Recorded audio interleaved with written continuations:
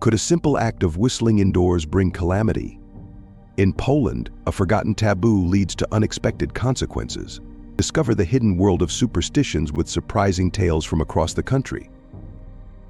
Here are 18 crazy weird taboos only found in Poland.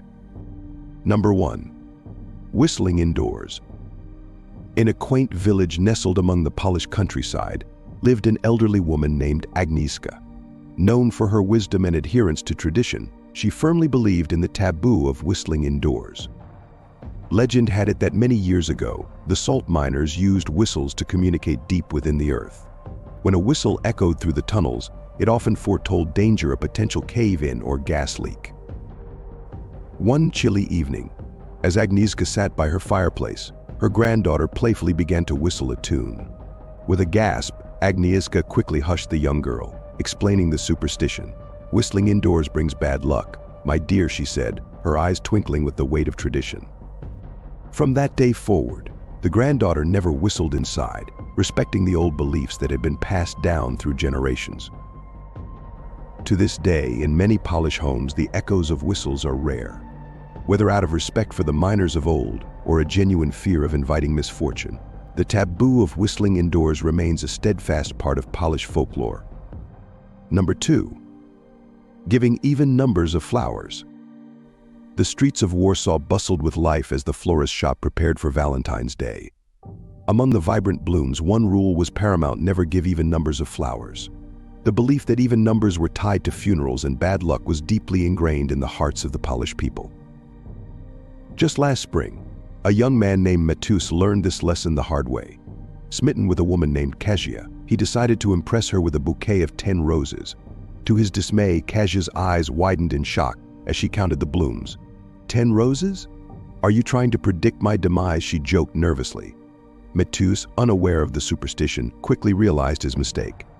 From that day on, he made sure to always present flowers in odd numbers, ensuring smiles instead of superstitious glances. The florist, who had witnessed Matus's blunder, chuckled as she arranged bouquets for the holiday. Even numbers and flowers. Not in Poland, she mused, a twinkle in her eye as she placed an extra rose in each arrangement, ensuring her customers avoided any unintended predictions of doom. Number 3. Pouring with an empty bottle. The clinking of glasses filled the air at a lively wedding celebration in Krakow. Amidst the laughter and music, one rule held strong: never pour drinks with an empty bottle. The belief that doing so brought about bad luck and symbolized the depletion of good fortune was a tale shared by many. As the night wore on, a guest, caught up in the joyous atmosphere, accidentally tipped an empty vodka bottle, intending to fill a friend's glass.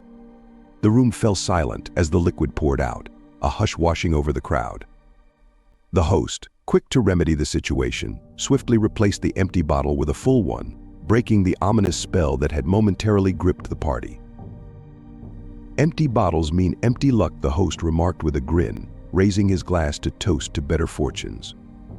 From that night forward, the guests at the wedding made sure to never let an empty bottle touch the lips of their glasses, ensuring that the spirits, both in their drinks and in the air, remained ever bountiful.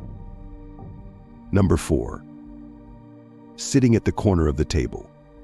High in the Tatra Mountains, a family gathered around a rustic wooden table, its corners worn smooth with time. Among them was young Wojtek, known for his carefree nature and infectious laughter. Little did he know, however, that he had unknowingly committed a taboo sitting at the corner of the table. "Wojtek, my boy, come sit here," his grandmother urged, motioning to a seat away from the table's edge. Puzzled, Wojtek obliged, not understanding the significance. His grandmother, with a twinkle in her eye, explained the superstition that sitting at the corner of the table meant a life without marriage. Wojtek, ever the joker, laughed it off, but his grandmother's words lingered in his mind. From that day on, whenever Wojtek found himself at a table, he made sure to steer clear of the corners, not willing to tempt fate. As he grew older, he would often chuckle at the memory, grateful for his grandmother's wisdom and the quirky taboos that wove through Polish culture. Number 5. Putting empty bottles on the floor. In a cozy Warsaw apartment, friends gathered for a lively evening of drinks and conversation. Among the clinking glasses and boisterous laughter, one unspoken rule prevailed: never place empty bottles on the floor. The belief that doing so was disrespectful to the spirits of the household and invited bad luck was a cautionary tale known to all. As the night progressed, a guest, caught up in the excitement of the gathering, absent-mindedly placed an empty beer bottle on the floor beside his chair. The room fell quiet as eyes darted to the bottle, a palpable tension filling the air. Sensing the shift, the host discreetly picked up the bottle and placed it on the table, breaking the ill omen that had briefly settled over the room. Empty bottles belong on tables, not floors, the host remarked with a knowing smile, raising his glass in a toast to brighter fortunes. From that night on, the guests made sure to always keep their empty bottles elevated, ensuring that the spirits, both in their drinks and in the room, remained content and undisturbed. Number 6. Shaking hands through a doorway. In the historic city of Gdansk, two friends found themselves standing on either side of a doorway, hands outstretched for a handshake. Little did they know, this simple gesture was steeped in superstition. In Poland, passing objects, shaking hands, or making deals through a doorway was believed to invite discord and broken relationships. As the friends chuckled and reached across the threshold, sealing a business deal with a handshake, they were unaware of the whispers of caution that lingered in the air. Soon after, their once promising partnership began to fray at the edges. Miscommunications arose, tensions simmered, and the deal that had seemed so promising fell apart. Reflecting on the turn of events, the friends recalled the superstition they had unwittingly defied. "Perhaps we should have been more careful," one mused, shaking his head ruefully. From that day forward, they made sure to conduct their dealings far from any doorways, mindful of the unseen forces that could disrupt their harmony. Number 7. Cutting bread with a knife. In the heart of Krakow, a family gathered around a table laden with traditional polished dishes. Among the pierogi and kielbasa, one taboo lingered in the air: never cut bread with a knife pointed upwards. The belief that this mimicked the ritual of cutting the throat, symbolizing harm or death, was a cautionary tale passed down through generations. As the meal began, a guest, unfamiliar with the tradition, picked up a knife and began to slice into a loaf of bread, the blade pointing skyward. The room fell silent as eyes widened in alarm, the clinking of cutlery halting abruptly. Sensing the unease, the host gently guided the guest's hand downward, demonstrating the proper way to cut the bread. "We don't want to tempt fate," the host remarked with a smile, breaking the tension with a light-hearted joke. The guest, now aware of the superstition, nodded solemnly, vowing to remember the lesson. From that day on, the family made sure to always cut their bread with knives pointing downward, ensuring a meal free from any unintended omens of harm. Number 8. Giving sharp objects as gifts. As Christmas approached in the city of Wrocław, the bustling markets were filled with shoppers seeking the perfect gifts. Among the vendors' stalls, one rule stood firm: never give sharp objects as presents. The belief that knives or other sharp items could cut the friendship or relationship between giver and receiver was a tale whispered among the crowds. One winter's day, a well-meaning friend named Anna decided to surprise her neighbor with a set of kitchen knives. Unaware of the superstition, she presented the gift with a warm smile. However, as her neighbor unwrapped the package, a look of concern crossed her face. "Oh, Anna, you shouldn't have," she murmured, her eyes flickering with unease. Sensing the tension, Anna quickly realized her mistake. "I didn't know about the superstition," she apologized, her cheeks flushed with embarrassment. From that day forward, Anna made sure to choose her gifts more carefully, opting for items that brought joy without the looming threat of severed friendships. Number 9. Sweeping someone's feet. In a cozy village nestled in the Polish countryside, Maria went about her morning chores, humming a tune as she swept the kitchen floor. Lost in thought, she failed to notice her husband, Andrzej, sitting at the table with his feet outstretched. With a careless sweep, Maria accidentally brushed the broom against Andrzej's feet. Andrzej, startled from his newspaper, glanced up with a furrowed brow. "Maria, watch where you're sweeping," he chided gently. Maria, realizing her mistake, quickly set the broom aside, a blush of embarrassment coloring her cheeks. In Poland, sweeping someone's feet with a broom was considered extremely unlucky, believed to sweep away their good fortune. "I'm sorry," Andrzej Maria apologized, reaching down to pat his foot for good measure, a small gesture to ward off any potential misfortune. From that day on, Maria made sure to always be mindful of where she swept, lest she inadvertently invite bad luck into their home. Number 10. Putting hats on the bed.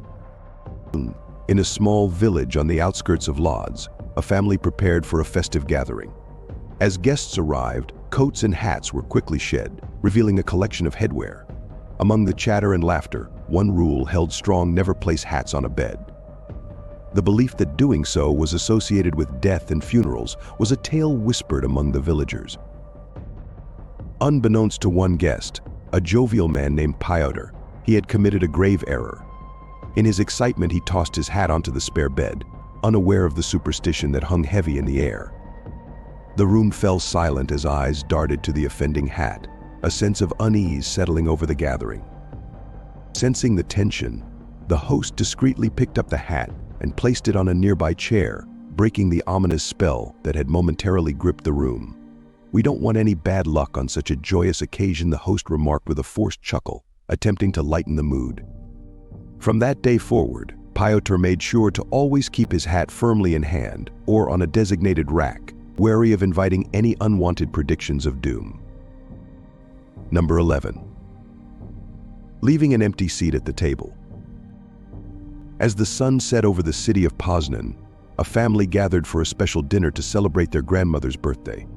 Among the laughter and clinking of glasses, one rule remained unspoken but firm: never leave an empty seat at the dining table.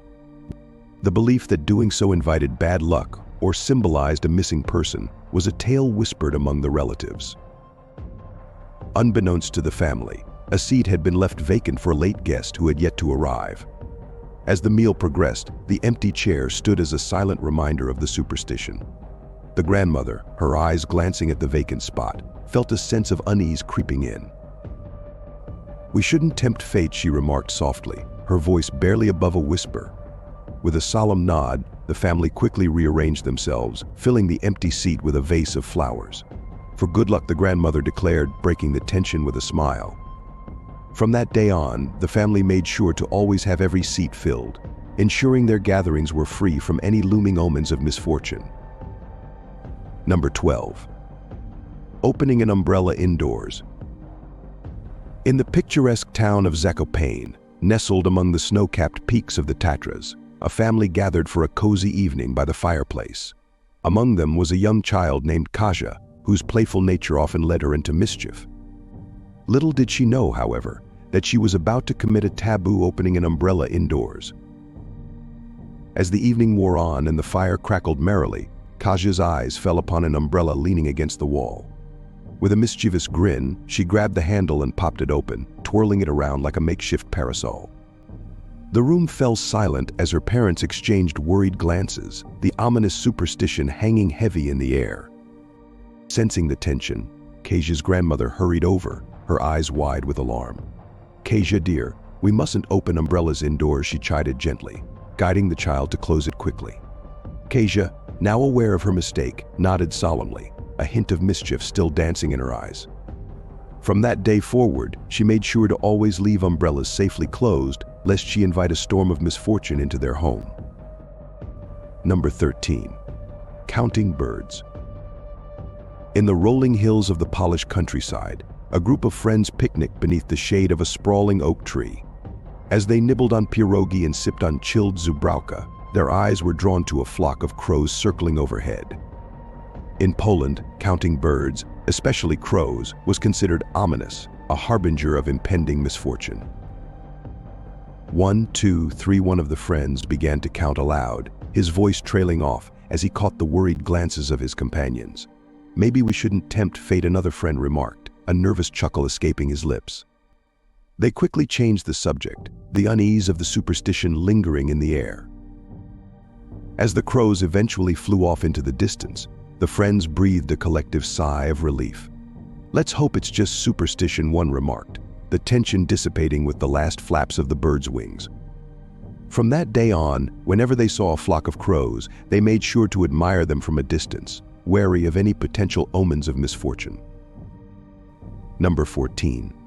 Putting hats on the table.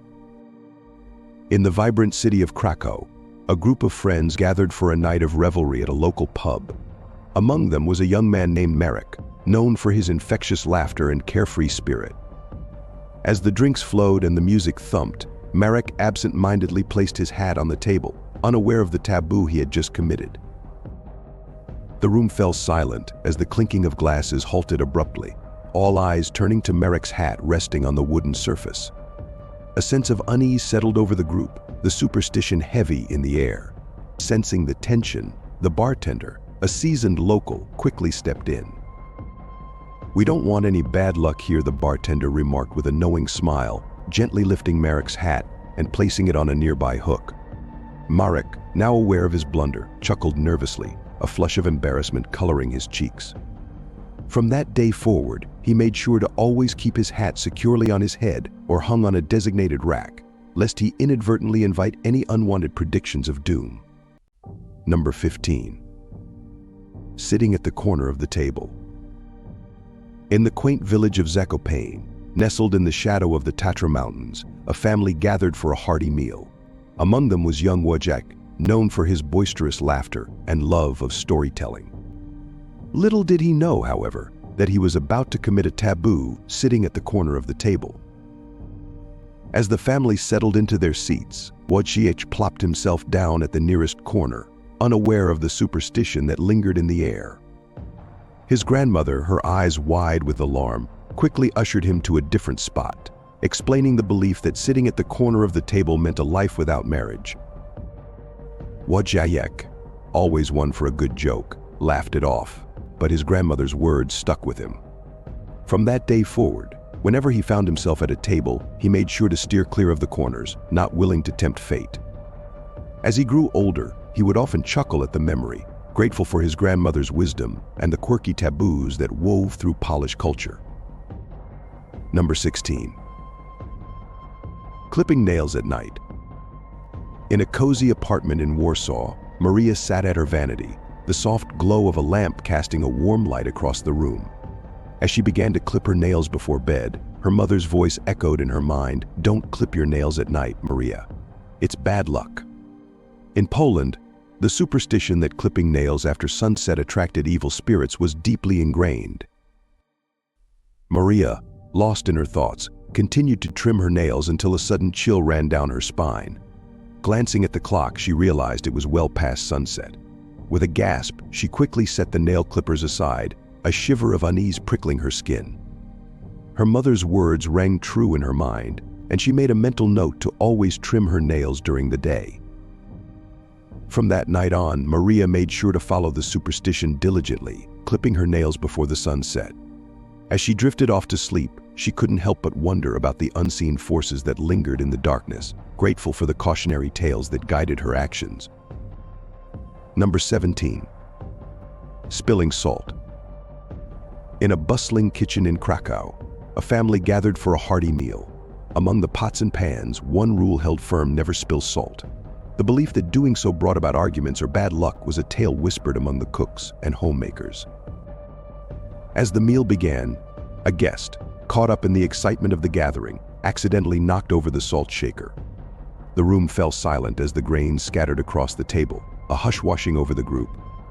Sensing the tension, the host quickly grabbed a pinch of salt and threw it over their shoulder, a gesture believed to counteract the bad luck. "We mustn't tempt fate," the host remarked with a forced chuckle, attempting to break the tension. The guest, now acutely aware of the superstition, nodded solemnly, vowing to be more careful. From that day forward, the family made sure to always handle salt with care, lest they invite any unintended arguments or misfortune. And finally, number 18. Washing clothes on Easter. In a picturesque village on the outskirts of Krakow, a family prepared for the Easter holiday. Among the bustling activity of dyeing eggs and preparing traditional dishes, one rule held strong: never wash clothes on Easter. The belief that doing so would wash away good luck and blessings for the coming year was a tale whispered among the villagers. One Easter Sunday, a family decided to do their laundry, unaware of the superstition that hung heavy in the air. As the clothes tumbled in the wash, a sense of unease settled over the household. Later that day, as they shared a meal, a neighbor stopped by, a worried expression on her face. "You washed your clothes on Easter," she exclaimed, her voice filled with concern. The family, now aware of their mistake, exchanged nervous glances. From that day forward, they made sure to always wait until after Easter to do their laundry, ensuring their home was filled with the blessings of the holiday season. And that's it from this video. See you in the next one.